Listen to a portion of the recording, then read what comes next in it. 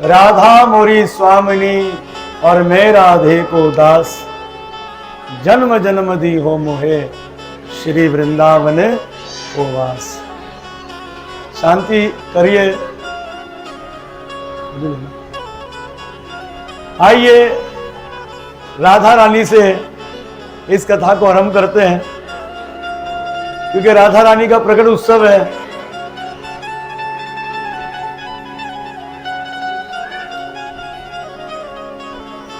जो मैं आपको ये कथा सुनाने जा रहा हूं, ये कथा गर्ग संहिता, ब्रह्म वैवर्त पुराण, राधा चरित्र अमृत, राधा उपनिषद, यहां से इन कथाओं को लिया गया है। पद्म पुराण कथा ऐसे आती है, एक दिन की बात है कि भगवान श्री कृष्ण ने राधा रानी की तारीफ कर दी। और राधा रानी की तारीफ किससे कर दी? चंद्रमा से। जब भगवान ने राधा रानी को कह दिया कि तुम्हारा मुख तो चंद्रमा की तरह है, राधा रानी रूठ गई भगवान से। भगवान ने कहा क्या तारीफ हमारी ठीक नहीं लगी? बोले प्रभु आपने तारीफ किससे करी हमारी? चंद्रमा से। चंद्रमा तो कलंकित है। चंद्रमा क्या है? चंद्रमा तो कलंकित है। क्या मैं तुम्हें कलंकित नजर आती हूं? रूठ गई। भगवान बड़े मना रहे हैं राधा रानी से, बड़े मना रहे हैं कि मान जाओ मान जाओ, नहीं मान रही। और वहां बाहर से अंदर आवाज आ रही है, श्री राधे श्री राधे श्री राधे श्री राधे, ये आवाज आ रही है। पर आवाज पे कोई ध्यान नहीं दिया जा रहा। भगवान राधा रानी को मना रहे मान जाओ मान जाओ, पर राधा रानी नहीं मानी। इतने में भगवान की जो सखियां थी, ललिता विशाखा आदि, उन्होंने उन देवों से कहा, जो देव राधा रानी से प्रार्थना करते श्री राधे श्री राधे, वे कौन थे? ब्रह्मा, विष्णु और महेश जी। उस समय चंद्र सखी और ललिता सखी ने कहा देखो इस समय प्रिया प्रीतम में कुछ झगड़ा हो गया है। तो प्रभु तो उन्हें मनाने में लगे हैं और तुम्हें अपनी चिंता सता रही है कि। इतने में उन देवों ने कहा कि आप प्रार्थना तो करें प्रभु के चरणों में। उस समय ललिता सखी विशाखा सखी आई, प्रभु के चरणों में प्रणाम करने लगी। बोले प्रभु कि ब्रह्मा आदि देवता आपके दरवाजे आए हैं, इन पर कोई संकट आ गया है तो आप उन पर कुछ ध्यान दीजिए।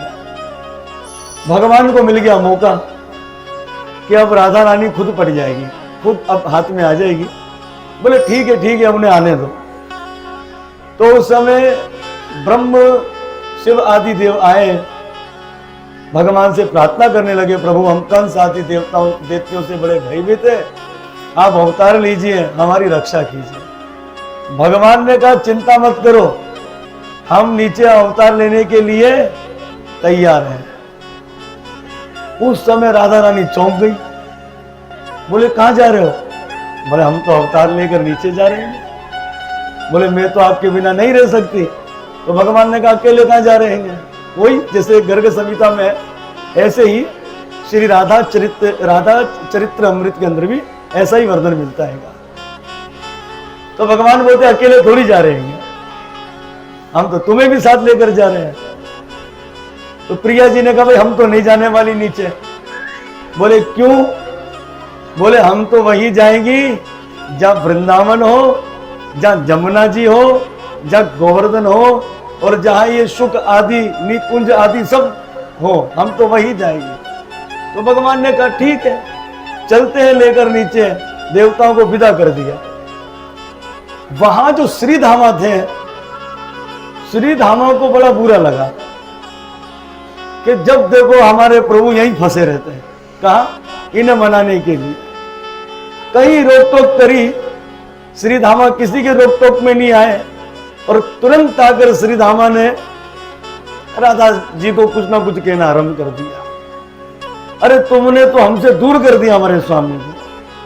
हाँ, जब देखो तुम्हें मनाने में लगे रहते, जब तुम्हें मनाने में लगे रहते हैं कि जब तुम्हें मनाने, तुम चाहती क्या हो?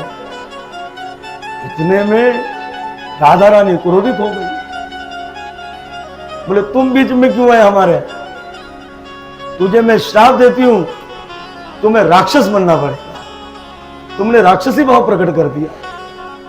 श्री दामा ने भी कह दिया, अच्छा तो हमें राक्षस बनने का श्राप दे दिया, मैं भी तुम्हें श्राप देता हूं कि तुम्हें भी श्री कृष्ण से दूर हो जाना पड़ेगा।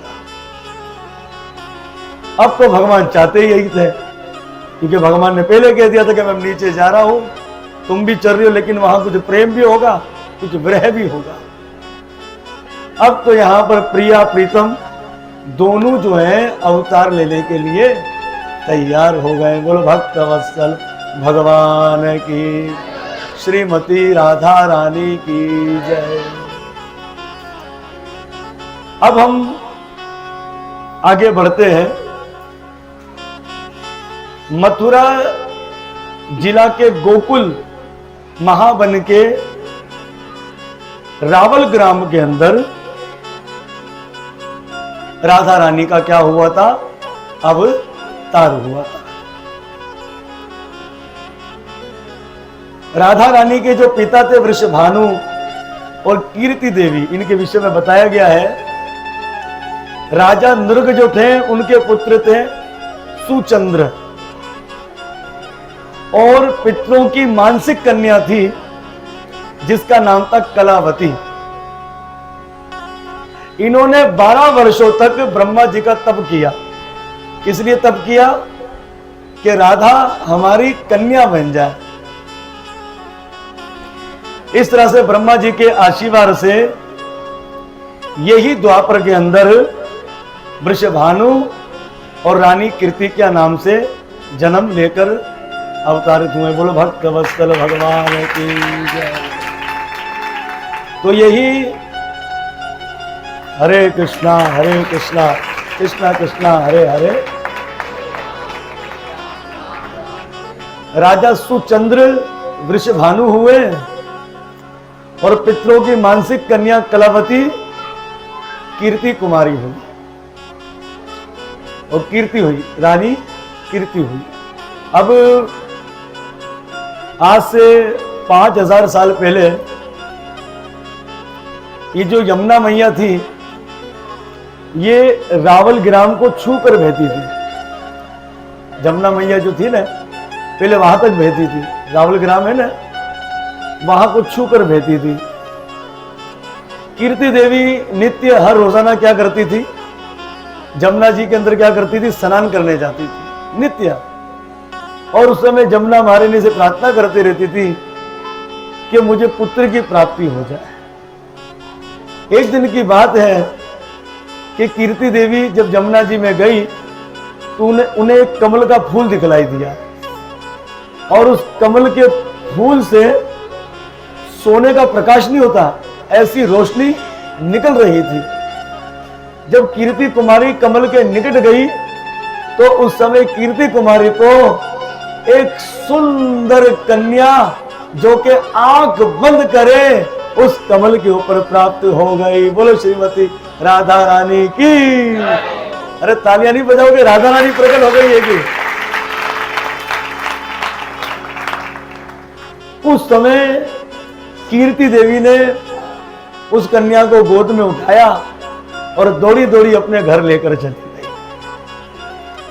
वृषभानु जी भी बड़े प्रसन्न हो गए कि भगवान ने देखो हम पर कृपा करी कि हमें सुंदर कन्या की प्राप्ति हो गई। पर दुख इस बात का था कि कन्या आंखें नहीं खोलती थी।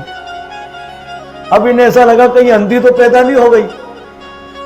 ऐसा तो कन्या आंख नहीं खोल रही है, ना दूध का पान कर रही है, ना कुछ ले रही है, कहीं अंधी तो पैदा नहीं हो गई। तो कहते हैं फिर भी अपने मन को पति पत्नी ने तसल्ली की कि भगवान ने चाहा तो नेत्र खुल जाएंगे। इसी तरह से कीर्ति कुमारी वृषभानु जी ने सुंदर उत्सव बनाया। जैसे नंद उत्सव बना था, इस तरह से वृषभानु के यहाँ सुंदर उत्सव बनाया गया। जब सुंदर उत्सव बनाया गया तो ये उत्सव रावल ग्राम में ही नहीं, यह उत्सव बरसाने में भी बना, गोकुल में भी बना, मथुरा में भी बना, और सब लोग वृषभानु को क्या देने के लिए आ रहे हैं? बधाइयां देने के लिए आ रहे हैं। उस समय श्री यशोदा जी भी अपने लाले को गोद में धरा, और अब जाहिर से मतलब कन्या को कुछ तो कुछ देंगे, तो उस समय गुड्डी, सुंदर वस्त्र, कुछ खिलौने आदि श्री यशोदा देवी लेकर आई। जब यशोदा देवी ने वृषभानु नंदिनी श्रीमती राधा रानी को देखा, देखने के बाद हकी बकी रह गई और मन में विचार कर रही है, काश मेरे लाला की यही लाली पत्नी बन जाए।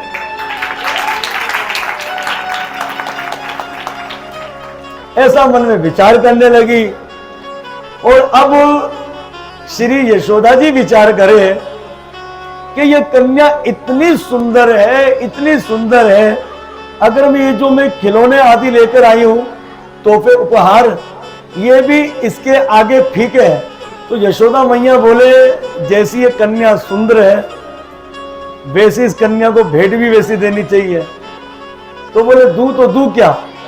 उस समय यशोदा जी के बगल में जो लाला थे, उनके छोरा कन्हैया बोले, ऐसा करती हो कि इसी को इनके ऊपर निछावर कर देती हो। भगवान को पकड़ा, राधा जी के खूब घुमाया और चरणों में रख दिया। बोलो भक्त वत्सल भगवान की। अच्छा हुआ क्या? चरणों में रखकर खूब बधाइयां चल रही है। उस समय ठुमक ठुमक मटके, पता नहीं कब भगवान श्रीमती राधा रानी के महाराज दाएं अंग पर जाकर भगवान लेट गए, और उस समय श्रीमती राधा रानी ने अपने नेत्र खोल लिए और प्रिया प्रीतम ने एक दूसरे के हाथ को पकड़ लिया। बोलो भक्त वत्सल भगवान की जय। इसी तरह से श्रीमती राधा रानी के प्रकट चरित्र को यहाँ पर बताया गया है।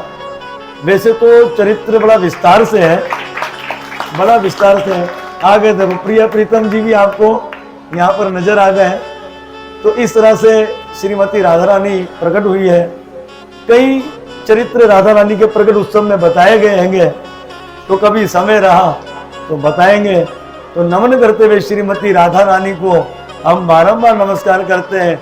श्रीमती राधा रानी बड़ी कृपालु है, बड़ी दयालु है, और श्रीमती राधा रानी जो है वो भक्तों को श्री कृष्ण की शरणागति में देती है। कैसे देखती है? आप इतिहास उजागर देख लें कि भगवान की 16,108 पत्नियां हैं, और उन पत्नियों में श्रीमती राधा रानी का नाम नहीं आता है। क्यों नहीं आता है राधा रानी का नाम? क्योंकि राधा रानी ने सबको श्री कृष्ण की क्या दे दिया? शरणागति में दे दिया। और यही आज में राधा जन्माष्टमी में, राधा उत्सव, प्रकट उत्सव में आज मैं आपको अपने दिल की बात बताता हूँ कि यही राधा तत्व जो है हमें अपने गुरुदेव शिला भक्तिपाद जी में दिखलाई देता है। वो भी राधा रानी है, वो भी क्या करती है? कितनी कृपालु है, कितने दयालु है हमारे गुरुदेव शिला भक्तिपाद जी महाराज जी। उनसे दयालु और कृपालु नहीं होंगे। अपने गुरु के लिए सोने का उन्होंने मंदिर बना दिया, और कैसे त्याग कर दिया कि जैसे राम जी ने राज लक्ष्मी को सुखदेव जी कहते हैं त्याग कर दिया, ऐसे उन्होंने त्याग कर दिया। ऐसे त्यागी हमारे गुरुदेव शिला भक्तिपाद जी है, और हमें गर्व होता है कि हम गुरुदेव शिला भक्तिपाद महाराज जी के शिष्य हैं, उनकी संतानें हैं। हमें गर्व होना चाहिए, और आप सबको भी गर्व होना चाहिए। आप सबको भी गर्व होना चाहिए कि गुरु महाराज शिला भक्तिपाद जी, आप में से जितने भी कुछ भक्त हैं उनके सबके क्या है? दादा है। तो आपको गर्व होना चाहिए कि हमारे दादा ऐसे हैं। तो जिनके दादा ऐसे हैं तो उनके परदादा प्रभुपाद जी कैसे होंगे? तो आप सब पर राधा रानी की कृपा बरसती रहे।